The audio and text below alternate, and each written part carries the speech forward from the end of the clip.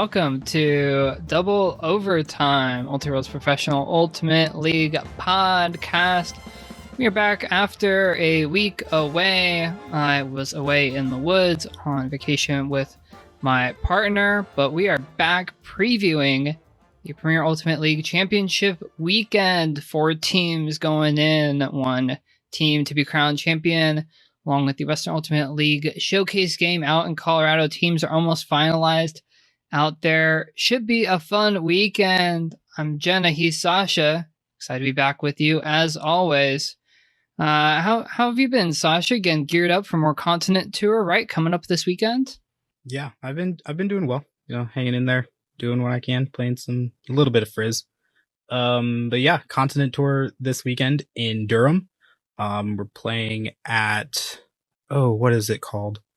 It's North Carolina Central University. It's one of the HBCUs in North Carolina. Awesome. And if I'm not mistaken, I believe Terrence Mitchell is from the Raleigh team, from all the Raleigh teams, the Carolina Flyers, and what is their club team? Ring of Fire.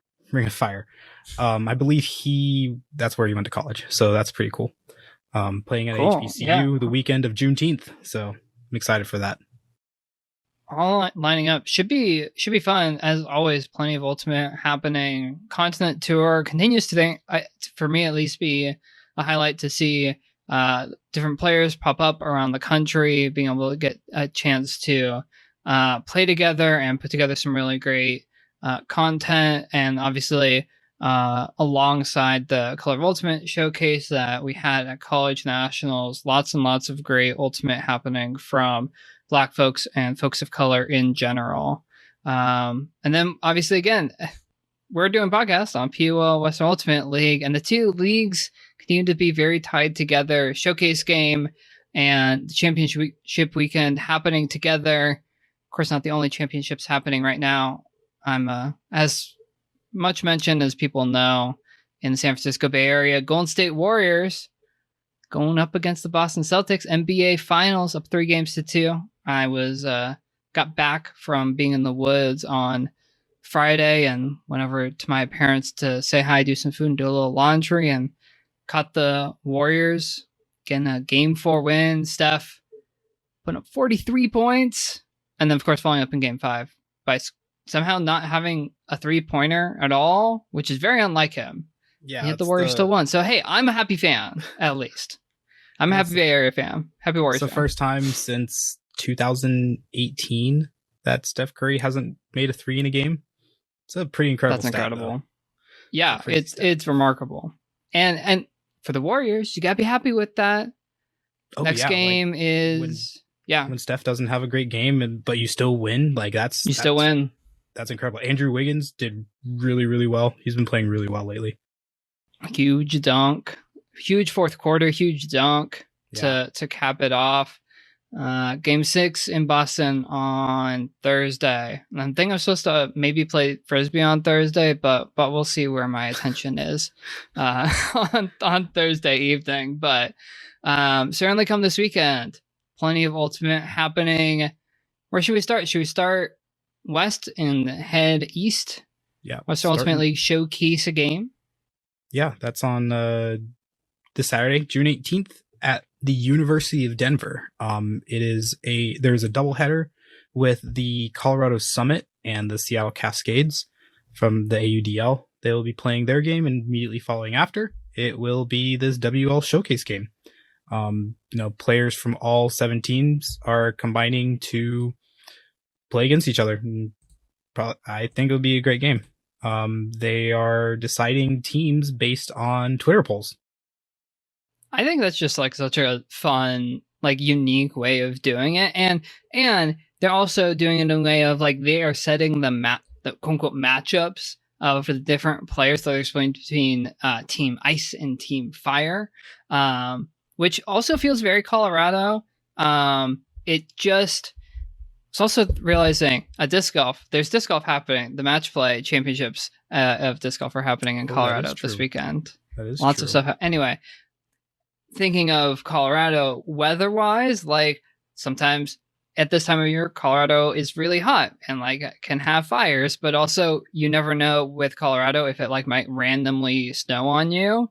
So we'll have to see what the weather ends up holding out. I mean, Sascha, you experienced that Colorado like all over the place when you were there, right?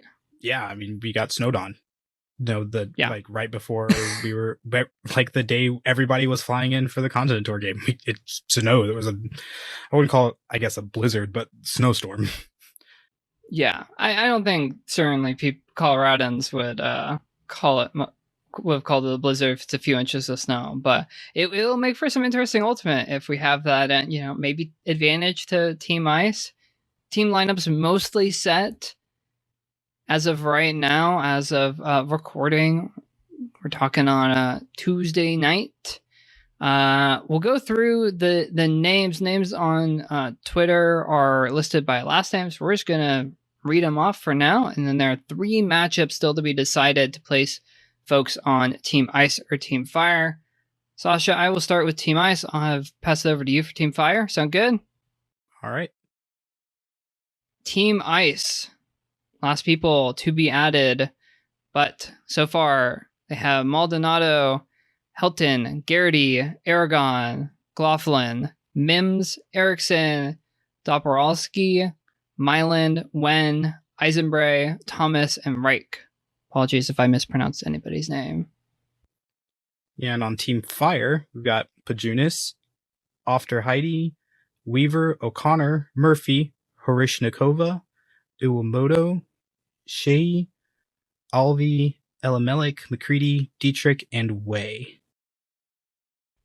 Both just like jam-packed with stars from, as you said, all 7 teams. The 3 matchups still to be decided. Roy v. Cogburn, Sue v. Flanders, and Yang v. Ricarte. Those 3 pairings will be split between the 2 teams, and those will be your final rosters for the showcase. Sascha, any thoughts on the roster so far, how they might match up? Do you have a favorite?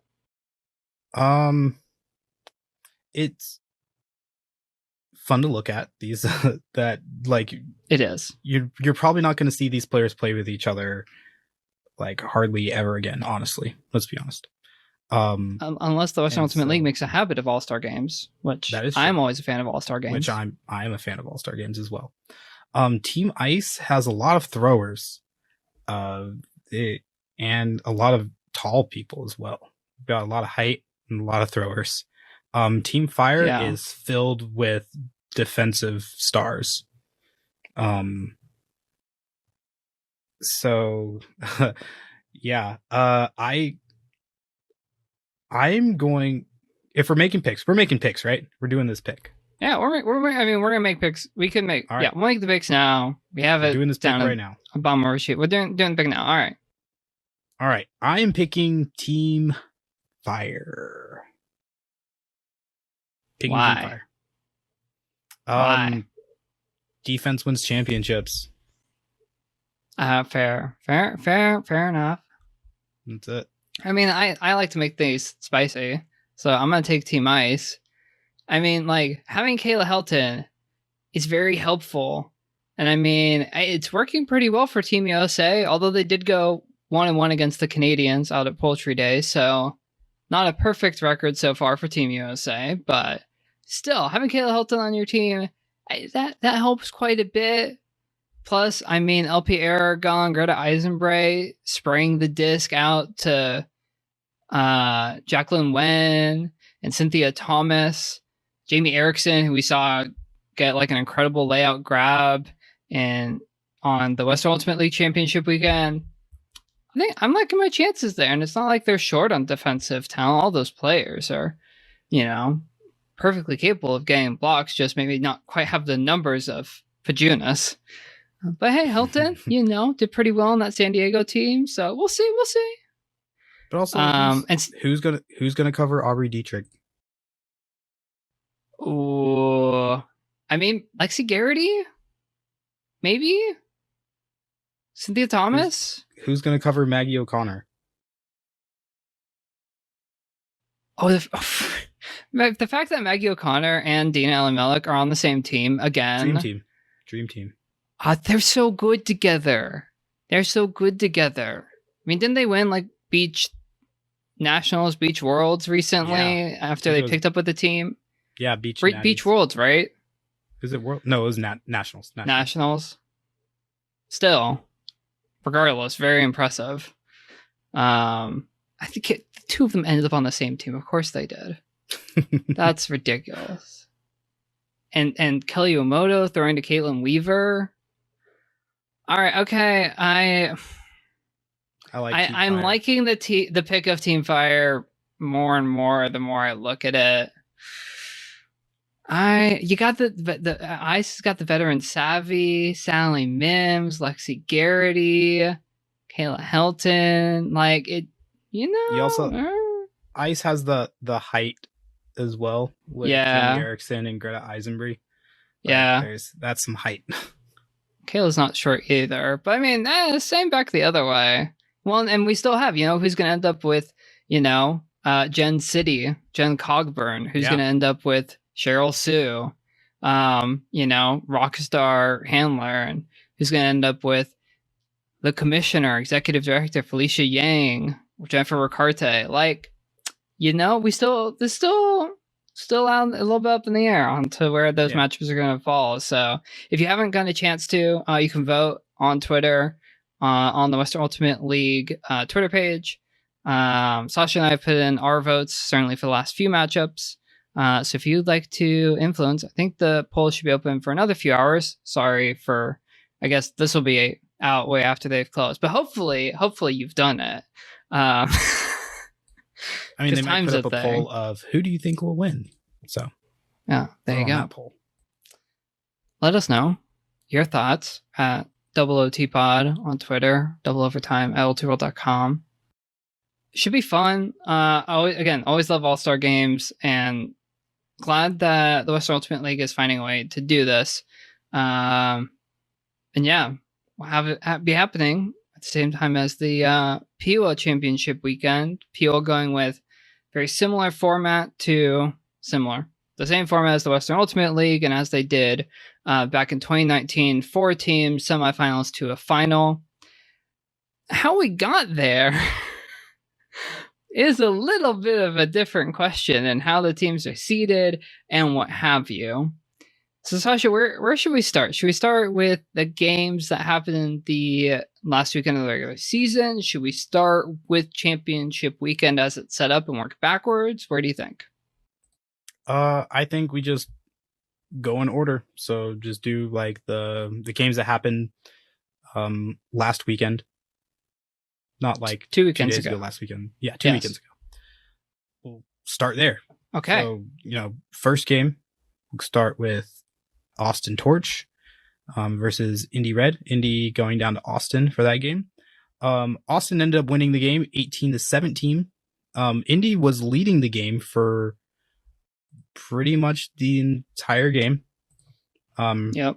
And then Austin ended up tying it with about, I don't know, I think there was like 2 minutes left or something like that. Not much, certainly. Yeah, there wasn't a ton of time left. And then they ended up breaking Indy on that last point with 16 seconds left. And Indy couldn't work it those 16 seconds to get down the field. And so Austin ended up winning the game. Yeah, and this was a game that Indy, ahead of further deliberations, as it were, which we'll get to, again, chronological order, Indy knew they had to win, and they were in it. And for the most part, they were in control. Not a big lead, but, a point or so. It was either point or tied. Red with the advantage throughout most of the game. Austin kept being able to tie it up, but not quite able to push through. But then on that effectively final point, Torch able to break through. Just an incredible second effort grab to secure it. And the fourth quarter, not being possession rules like it is in the Western Ultimate League, in the PUL, it's a buzzer beater in the fourth quarter, not going to Indy's advantage. At that point, they were out.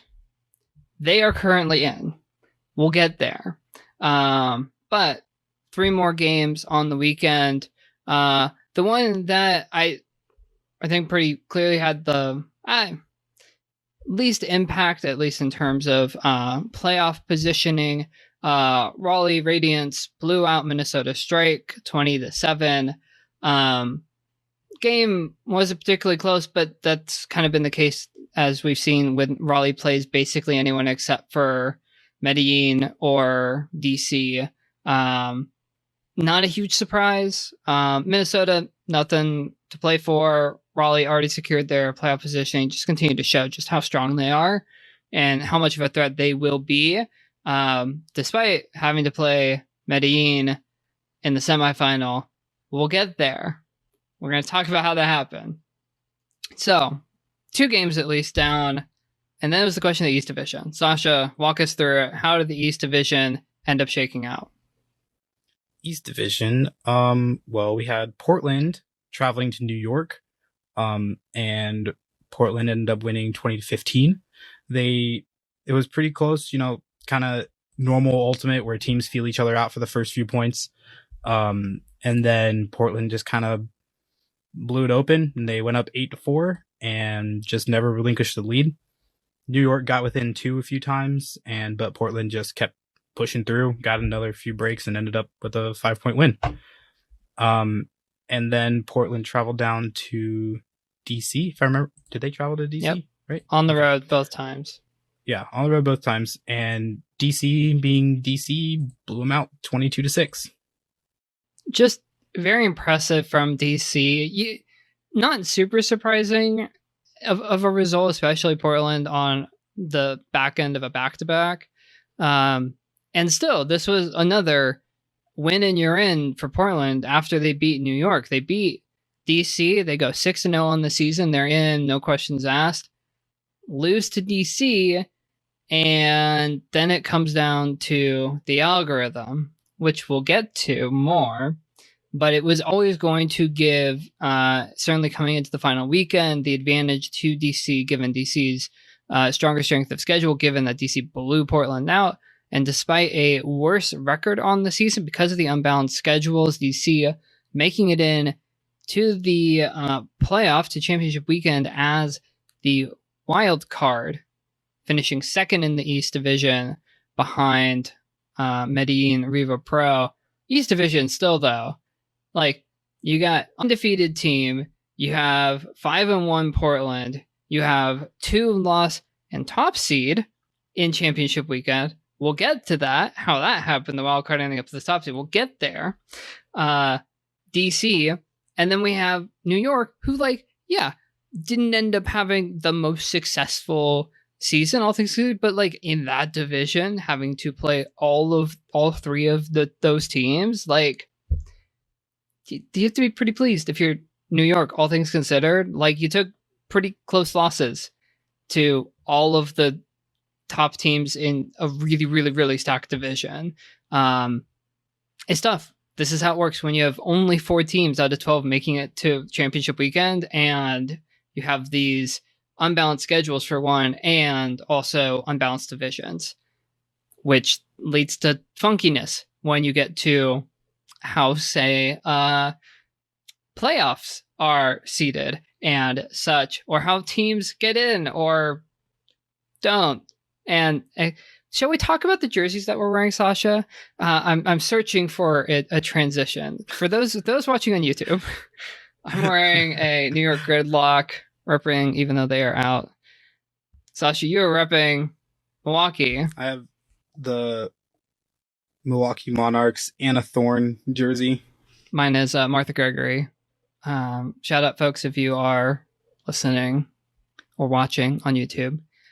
So, Indy loses, right, to Austin. It was a win, you're in. Losing, you're out.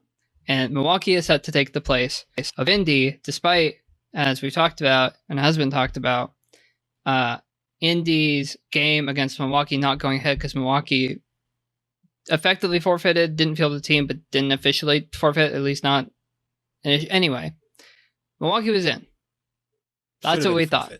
That opinion should have been a forfeit, but I don't make the rules, so right, okay, so y'all, this is playing out. What the reason why we're sort of teasing this, because it played out it felt like on Twitter, like I came back from the woods and was like, oh, and I was like trying to catch up on like what was happening, and then like continued to transpire over the course of the weekend.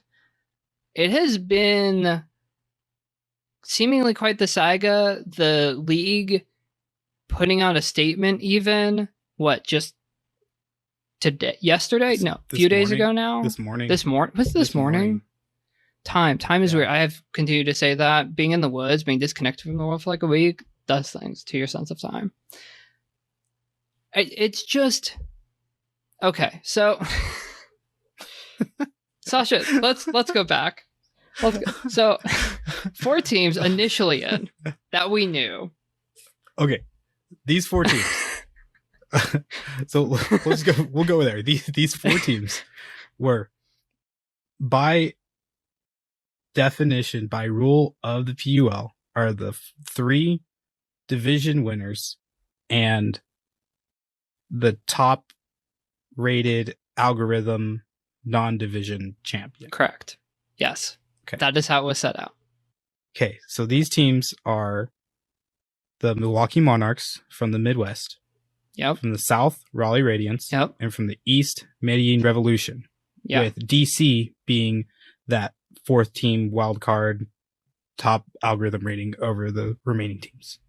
Because DC, even though they took a couple losses, they were close losses to 2 of the best teams, and they blew out basically everyone else they played. Okay, fine. And DC gets in over Portland because they beat Portland, even though Portland has a better record because of inbound schedules, yada yada. Cool, fine, great. People seem all right with that. We're unsure exactly what the matchups are going to be because DC seems like a stronger team on paper than Milwaukee, but like we saw with, I think definitely with the NBA, there's the one that comes to mind of like, oh, well, if you win your division, then you get a certain priority for home court advantage in the NBA, which then they got rid of that, if I remember correctly. Anyway, there's this whole thing. So, okay, maybe DC ends up the 4th seed, but maybe they get bumped over Milwaukee, but like not over the 2 teams that they lost to, like is sort of the thought process, right? Like that's certainly where my head was at. And questions of, should Milwaukee be in, given the non-game between them and Indy that they maybe forfeited, maybe didn't. Well, okay, so right, this is where we were on what, Saturday? I believe Friday? So? Sunday? Time? Recently. So that was the initial thing. And then it's announced that Indy is in instead. That Indy Red has made Championship Weekend. With zero explanation. Initially. Zero explanation. Yeah. Which is not surprising, given how the season has gone for the PUL, which has not necessarily lived up to expectations. Like, it's been fine. Most of the games have happened. Most of the best teams have come out on top, as you would expect.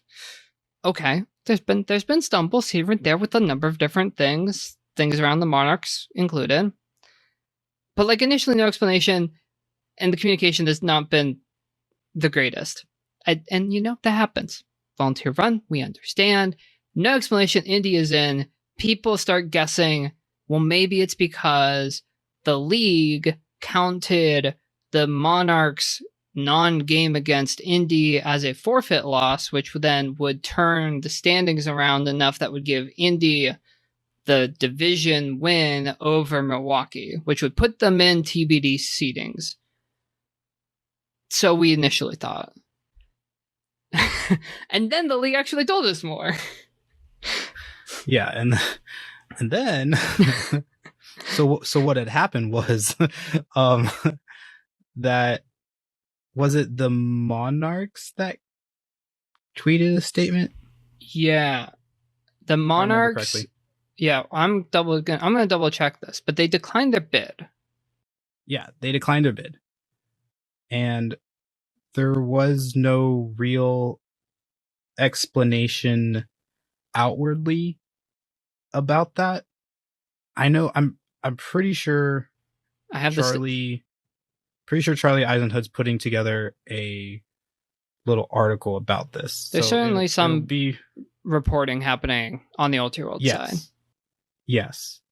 From what I was told, I asked a Monarchs player about it, and they told me that it was a bunch of little factors that kind of accumulated into one big decision by the team to decline the bid. And it wasn't necessarily what had happened earlier with the Monarchs. It was a bunch of mostly other random things, like individually for each person, if that makes any sense. It does, which like makes me wonder, like, was there a COVID outbreak within the team or within like a portion of the team? Or were people like unable to figure out like housing or flights or transportation because travel is expensive right now and housing is similarly more expensive when you travel than it may otherwise be for a host of reasons. I'm not sure. And obviously there's certain things about having certain number of players who can attend. I mean, and the statement on Twitter is simply, as indicated in the 2022 PUL Championship Weekend announcement being that here are the teams that are in. The Milwaukee Monarchs organization has elected to decline our bid. We'd like to congratulate the 4 qualifiers and the rest of the PUL on their seasons. Thank you to our fans, volunteers, sponsors, and community partners for your continued support this season. And that's it. And again, it's something where, to an extent, there's only so much communication that can be expected from volunteer organizations about often internal or personal matters. And if it is a bunch of different things, then yeah, the Monarchs maybe don't want to list out like, oh yes, because of this, that, and the other. This person's going here. This person's not able to because their sister is having a baby or something. I don't know. A wedding or who knows, right? It's hard to say. And I understand it to an extent. And just as like people who want to know more about sort of how these things happen and want to talk about it, it would be nice to know more. But understandable that you only put out so much to an extent. So, okay, Milwaukee declines the bid. Now, who gets in next? Well, it's not the next best team by algorithm, although that could have happened, but that wasn't how it was set up, because then it would be like Portland who would have gone in, for example. Instead, it becomes Indy because they are the top Midwest team, and in order to have a division winner from each division, they needed to be the team to naturally place the Monarchs. It's just interesting given the optics of all of it, given the head-to-head canceled game forfeit situation, that it becomes Indy that bills Milwaukee's place. I almost wonder if it would have felt different if it was, say, Minnesota in a different world that had, popped in as the next place team, or if it was by algorithm, because turns out the algorithm was used for more than just figuring out who the best second place team was. If you use that instead, then Indy doesn't get in, and it's someone like Portland or New York. Or I saw some people being like, why did Indy get in when Austin just beat them?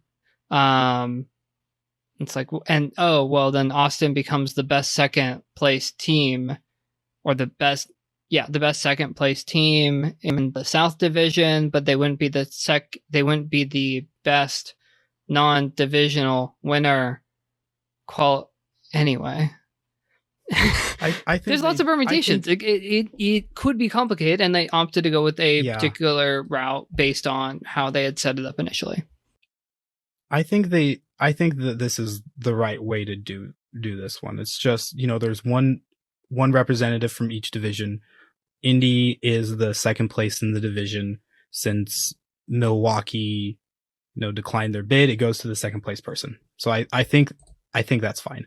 And because like we see that in regular USAU stuff too. Like I've, played regionals in the Northwest, and, UNG Darkstar ended up, qualifying for nationals just randomly one year, and they declined their bid and it went to the next team, which was Rhino. And so Rhino went to nationals because they were the next team on the list. So I think this is fine. Yeah.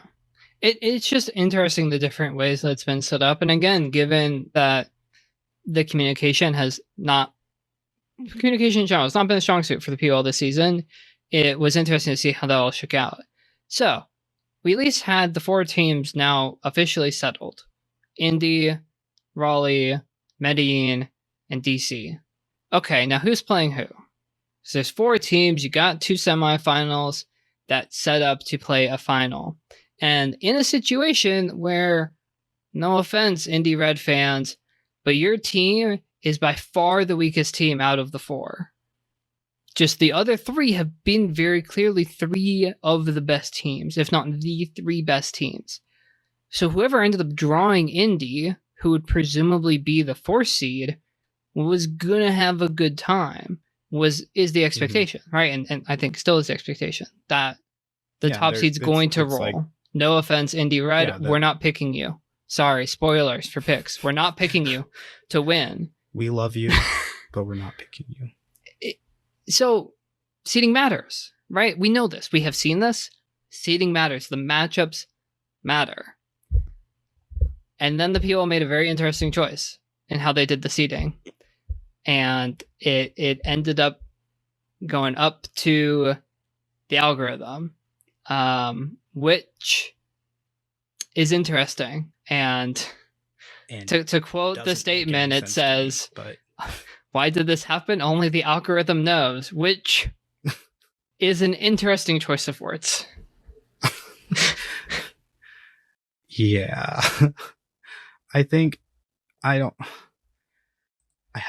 You have thoughts. So, okay. I have thoughts. Let's come. I will come out and say the seedings, and then Sascha, you should express your thoughts. DC Shadow is the number 1 overall seed because of their top placement in the algorithm, despite losses to both Raleigh and Medellin on the season. They will have to play each other in a win and you're in the final and lose and you're out situation, instead of getting the chance to potentially play each other in the final, Revo and Raleigh. The teams with arguably the best records who are in best records and best strength of schedule, arguably, although algorithm apparently disagrees. And DC gets the Indy matchup, and they will be very heavy favorites to make the final and get a chance to redeem themselves against either Medellin or Raleigh. Sascha, your thoughts on DC, the wild card? Didn't even win their own division, took 2 losses on the season, being seated above both of the teams that beat them, and the division winner, the undefeated division winner. I don't think it's right. It doesn't make any sense. Why are we giving the team that got in because of the algorithm an easier shot to go to the championship? It's like that doesn't make any sense to me. They're getting double bonused. They get a double bonus from the algorithm. Yeah, exactly.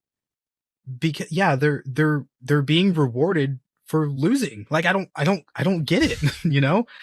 In my head, the seeding should be Medellin, Raleigh, Indy, DC. You have your 3 division winners, and your 4th seed is your wild card spot. And so that would mean that DC would play Medellin. What did I say? Medellin, and you get a divisional rematch, and you get a rematch of a game that was within a couple of points. Yeah, and so that makes sense to me.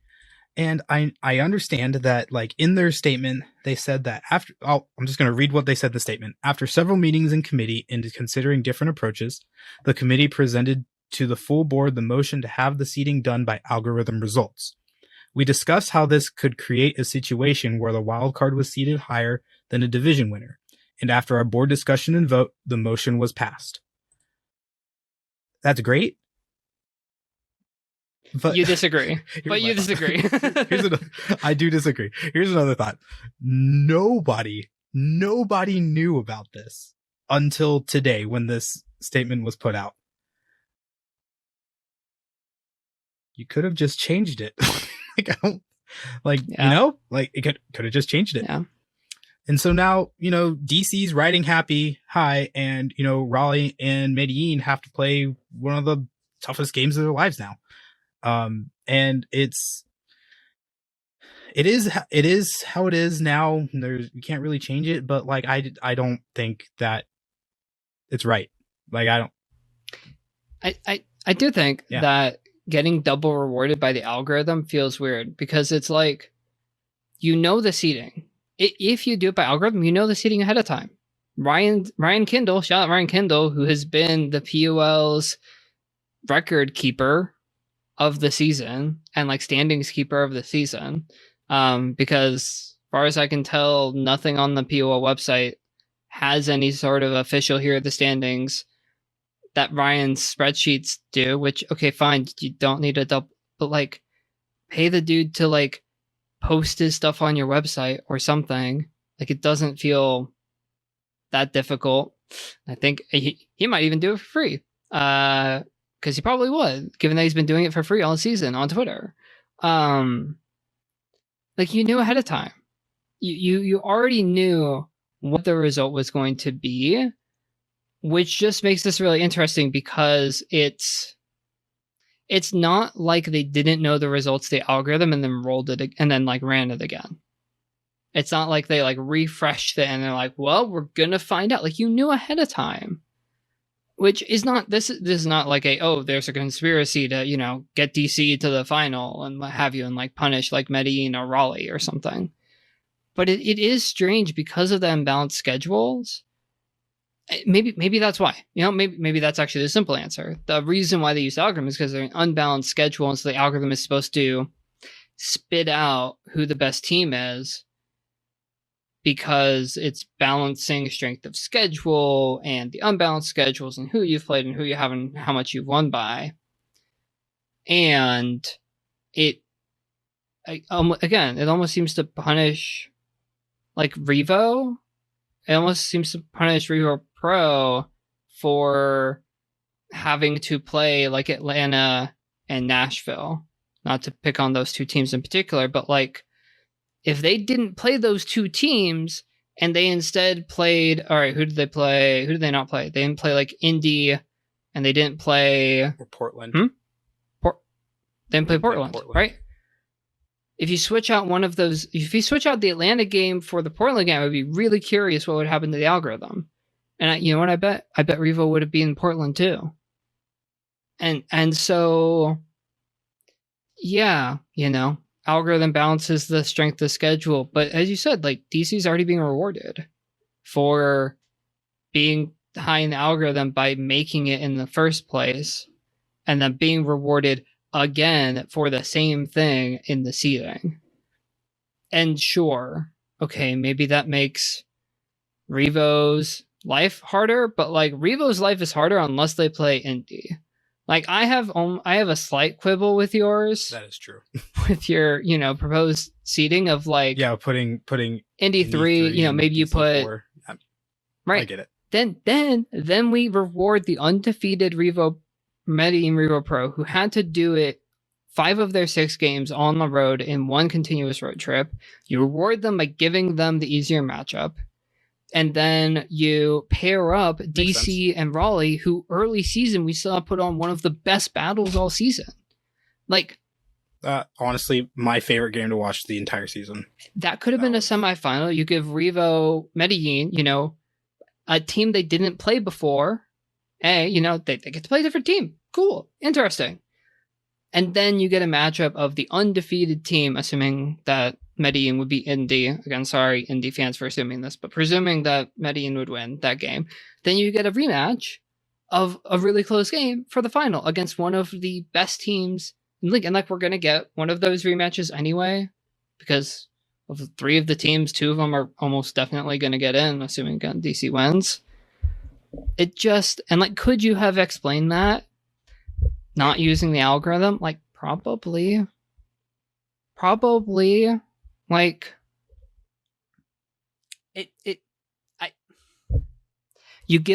here's my explanation. You seed teams by record, and if they are tied in record, then you give it to the team with the best algorithm ranking. 6-0, 5-1, and then 2 teams that are 3-2. I think is how it ended up, and you give it to DC. Yeah, I'm pretty sure that's how the standings ended up finishing up. DC's 4-2, and because Indy only played 5 games. Okay, well, yeah, 4 games. 4 games technically. 4. They played 4 games. Oh, right. It's 4.5. Right. Yeah. Still right. It's a better record. 4-2 is better than 2-2. Still better record. So done. Solved the problem. But they didn't do it that way, and I understand. Again, the algorithm balances on quote unquote balances on balanced schedules, and so gives you the best team or the teams in order by who is quote unquote the best, and then seeds them accordingly. Fine. I don't love it. And that's what they decided to do this year. And this is how it's going to be. And then we're going to have a fun championship weekend regardless. Like, Medellin Raleigh as a semi? Woo! Still good. Still going to be real fun. Still be a good game. And then the final, DC against likely DC. Sorry, Indy. Likely DC. Most probably DC versus Medellin or Raleigh. Also going to be a good game. So, who I believe, let me look. Both of those games, DC lost by only 1 point. So so it's going to be a very fun. It's going to be a fun weekend regardless. Do I agree with? We don't agree with the seeding, but we agree it's going to be fun. And that's okay. We don't have to agree on the seeding. That's the thing with these sorts of things. Of like, teams, leagues, and people who run leagues and people who have podcasts can have different opinions, and it's okay. It means that yes, we think that the PUL maybe didn't quite do it the way that we would do it, and that we think is the maybe more correct way to do it, but we're not the ones making the decision. So at the end of the day, I don't make the rules. We don't make the rules. At the end of the day, PUL made a decision that they made, and we will have again a very exciting championship weekend, regardless of who is playing who. Although we know now DC is playing Indy and Medellin's playing Raleigh, and it's all happening in Obitz, Ohio, just outside of Columbus. So should be fun. If you're in the area, go grab tickets. Ticket links you can be found via the PUL's Twitter page, among other places, presumably their website as well. And if you're not, it'll be on YouTube. So you can catch it on the Premier Ultimate League's YouTube page. 3 games on the weekend. I don't think they're having a third place game. 2 games on Saturday and 1 game on Sunday. Unless there's something is... 2 games on Saturday. We have first semifinal is DC and Indy at 2:30 Eastern. And then Medellin and Raleigh at 5:30 p.m. Eastern. And then Sunday is at noon. Noon Eastern. 9 o'clock wake up for me. Oof. Sometimes I appreciate being on the West Coast and being like, oh yeah, this NBA Finals game that starts at 6 o'clock my time isn't going to run that late into the evening versus the 9 o'clock Eastern starts. I don't know why they're doing that. For the games in Boston, I don't know why you have a 9 o'clock Eastern start. For the West Coast people. Yeah, I'm... It's the worst. Sorry. It's like when I'm trying to watch BYU football. Oh, yeah. Their start time is at like 10 p.m. Have you ever Eastern. So I'm staying up till like 1:30, 2 a.m. Have you ever had to try and watch one of their games against Hawaii in Hawaii? Oh, yes. I've never made it through the whole game. But yes, I have tried. Anyways, this is... sorry, we got off on a tangent. Sascha and I have too many sports that we like talking about. Maybe we should, hey, spin off of Double Overtime, Sascha and Jenna General Sports Podcast. Add us on Twitter. Let us know if you'd like that. That could be kind of fun. Like we like talking about Ultimate, and we enjoy doing the show. And also feels like we get on tangents about every other sport and league on a pretty regular basis, and we could probably do that. Anyway, getting off topic. PUL Championship Weekend this weekend should be very exciting. Please check it out. Premier Ultimate League YouTube page if you're local. Grab your tickets. Continent Tour will also be happening on the weekend. Is that also on Saturday? We haven't. Yes, Saturday at 7 p.m. So Eastern many is the game games time. happening at the same time because the Western Ultimate League Showcase game. Folks, if you're, we might recommend that you try and get a watch party together because you're going to probably need at least 3 screens to be keeping up with all of the amazing Ultimate action. Lots of So we highly recommend you do that so you don't miss a second. Sasha, should we do some picks? Hold on, what time is the Showcase game? Showcase game? Good question. It is at 7 p.m. Mountain Time. So 9 p.m. Eastern. Yes. That's how that works. So that'll be your nightcap. Okay. Once the other Central and Eastern time zone games wrap, that'll be your nightcap Mountain Time out in Colorado. Should be under the lights. So should have a number of games under the lights, which will be a lot of fun. Anything else, Sasha? University of Denver has a pretty nice little stadium, and it looks nice on screen. So be a fun watch. Sounds good. Looking forward to it. Let's do picks. Okay, Let's get there. Picks. We have. Well, we've already done one. We've done the Western Ultimate League Showcase game. You went with Fire. Fire and Ice. And I went with Ice. A song. Indeed, of Ice and Fire. indeed. Game of Thrones theme. All right. First semifinal. DC versus Indy. Sasha, who you got? Yeah. Okay. Well. DC. Yeah. Same. Well, what? No. What, I was like, I feel like we made that abundantly obvious earlier. Sorry, Indy Red fans. Yeah, we appreciate you and your team. Again, we love you, and congratulations on Championship Weekend. Have a lot of fun. Enjoy. Good luck. But yeah, we're picking DC. All right, and the barn burner. Here we go. Should I pick first? Here we go. Yes, I have my pick in my head, so I'm not changing my pick. Whatever you say, picking Medellin, they won already. I have it in my head. I don't know. See why they don't continue that on their quest to. I would call them back-to-back champions. Is that question? Back-to-back. Well, because like 2021 had like kind of championships, so would it be back-to-back or back-to-back-to-back? Because they won like the mini round robin thing in 2021. I feel like it's back-to-back. Well, there wasn't like one. Yeah, there wasn't one big PUL championship. It's like it was kind of like the Winter Cup. Like you can't really call like if Utah won this year, you couldn't really call them, back-to-back championships. Like they won Winter Cup, but it wasn't like the WUL championship. So I'm gonna pick Medellin to continue their quest to go back-to-back. To go over Raleigh. That's my pick. So then you're choosing them to go over DC too now. I have not said that they're going back to back yet. Right. But I've said they're going to continue their quest to go back to back. Okay. Well, see, my pick is Raleigh. I think that like from watching the game, I thought they had a rough game, and I don't think they're going to have 2 rough games against the same team. They are very well coached. Mike Ball and David Allison do a very, very good job. And I know that they're watching film probably as we speak right now. I think they'll do well. So Raleigh for me. Okay.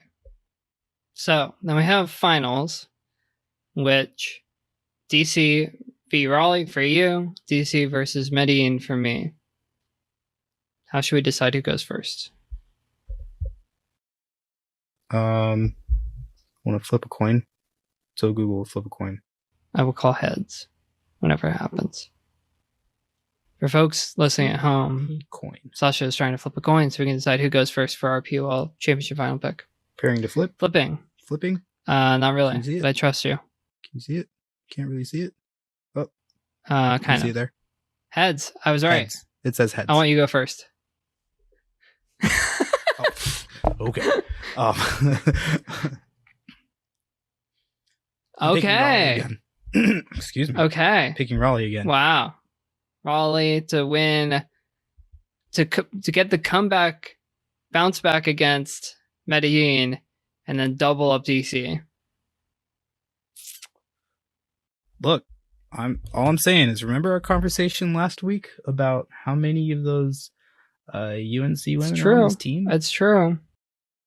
And remember this conversation that I just had about how I hear you. And do you remember the dominance of the North? Okay, so okay.